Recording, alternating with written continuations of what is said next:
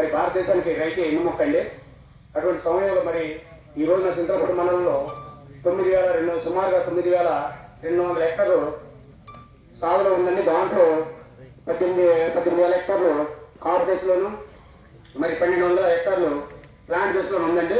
మరి ముఖ్యంగా అండి, మరి ఈ రోజున రైతుకి పామాయిల్ ఎంతో మంచి ఆదాయమైన వనరులను చూశారు, కానీ మరి ఈ రోజున సరైన గిట్టుబాటు ధర రాక రైతులు చాలా ఇబ్బంది పడుతున్నారండి. మరి ముఖ్యంగా ఇక్కడ కరెంట్ సమస్య కూడా ఉందండి. ఇక్కడ ఉన్న సబ్ స్టేషను మరి ప్రతి రోజు కూడా ఎల్సీ అంటారు, ఎల్సీ తీసుకుంటారు. చెప్తాను మరి అదే కదా, మరి వేసవకాలంలో పామాయిల్ కావాల్సింది ఏంటంటే వాటరే కదా, వాటర్ వస్తేనే కదా దిగుబడి వచ్చేది. మరి దానివల్ల కూడా దిగుబడి దొరుకుతుంది సార్. వేసవిలో ఎక్కువ వాటర్ కావాలి సార్. ఇక్కడ సమస్యలు ప్రతిసారి ఎల్సీ తీసుకుంటారు, లేదంటే ఎల్సీలో ఉందంటారు. కొన్ని రిజిస్టర్ మాకు ఒక జిరాక్స్ ఇవ్వండి, మీరు పైనుంచి ఏమైనా ఆదేశాలు ఉంటే మరి మీరు ఎలా ఎల్సీ తీసుకుంటారు అది ఇవ్వడం. ప్రతి దానికి ఎల్సీ తీసుకుంటారు. దానివల్ల వాటర్ లెవెల్ తగ్గడం వల్ల ఈ రోజు గవర్నమెంట్ ఏమంటుందంటే, వాళ్ళు ప్లాంట్ ఇచ్చే వాళ్ళు ఏమంటారంటే 20 టన్నులు వస్తుందండి, 22 టన్నులు వస్తుందండి హెక్టార్కి అంటారు.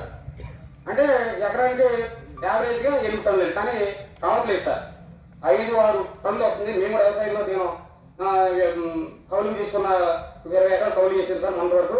మా సొంత చూసుకున్నాను. కాబట్టి తమరు వచ్చిన తర్వాత మినిమం అంటే ఇక్కడికి క్రూడ్ ఆయిల్ పర్సెంటేజ్ అంటే ఇక్కడ అంతా ఎల్ఈ రేట్స్ రైతులు ఆ పర్సెంటేజ్ నాకు అవద్దండి. మినిమం ఒక ఫిక్స్డ్ రేటు 18,000, 15,000, 20,000 అంటే అంతేగాని ఫ్యాక్టరీ దగ్గరికి వెళ్ళి బాబు ఈ సంవత్సరం నీకు క్రూడ్ ఆయిల్ ఎంత వస్తుందో పర్సెంటేజ్ ఏమంటే ఆడికి ఇస్తారు, ఆడికి మనకు రైతులు చెప్తారు. చెప్పరు కదా, అది మాకు క్రూడ్ ఆయిల్తో సంబంధం లేదు, పర్సెంటేజ్ సంబంధం లేదు. ఒక ఫిక్స్డ్ రేట్ తమ ఎంపీ గారు అయిన తర్వాత మన ఎమ్మెల్యే గారు కూడా రేపు అసెంబ్లీలో కానీ లేకపోతే పార్లమెంట్లో కానీ ఒక ఫిక్స్డ్ రేట్ 15,000, 18,000 అంటే మేము మినిమం 18,000 అడుగుతున్నాం సార్. కనీసం మాకు ఒక 15,000 ఇచ్చేటట్లయితే చాలా బాగుంది సార్. మరి మీరు ఎంపీ గారు అయిన తర్వాత మీరు మాకు అవకాశం కల్పించాలని మనస్ఫూర్తిగా కోరుకుంటున్నాను సార్.